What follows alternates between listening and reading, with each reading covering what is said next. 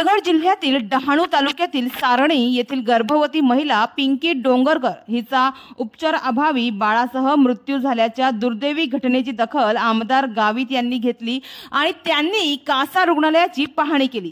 यावेळी गर्भवती महिला आणि बालकांसाठी स्त्रीरोग तज्ञ व बालरोग तज्ञांची नेमणूक तातडीने करावी अशी सूचना जिल्हा आरोग्य अधिकाऱ्यांना त्यांनी केली।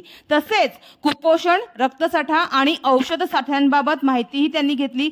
परंतु नागरिकांच्या मते हे फक्त दिखाव्यापुरती आहे असं नागरिकांचं म्हणणं आहे। अशा घटना घडल्यानंतरच लोकप्रतिनिधी जागे होतात, मात्र आश्वासनांची अंमलबजावणी होत नाही। याआधी पालघरचे खासदार डॉक्टर हेमंत सवरा यांनीही 100 खाटांचे अद्ययावत रुग्णालय मंजूर करण्याचे आश्वासन दिले होते, मात्र त्याची अंमलबजावणी आज तगायत झाली नसल्याने नागरिकांमध्ये एकंदरीत नाराजीच आहे।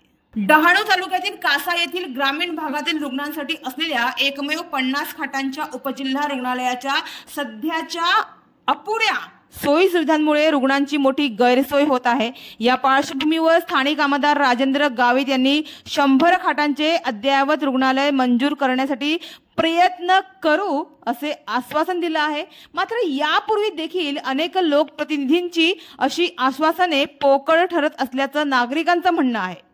एकंदरीत नागरिकांमध्ये अशा खोट्या कामचुकारपणा करणाऱ्या, जबाबदारीचे 3-13 करणाऱ्या लोकप्रतिनिधींवर आता विश्वासच राहिला नाही असंच दिसत आहे।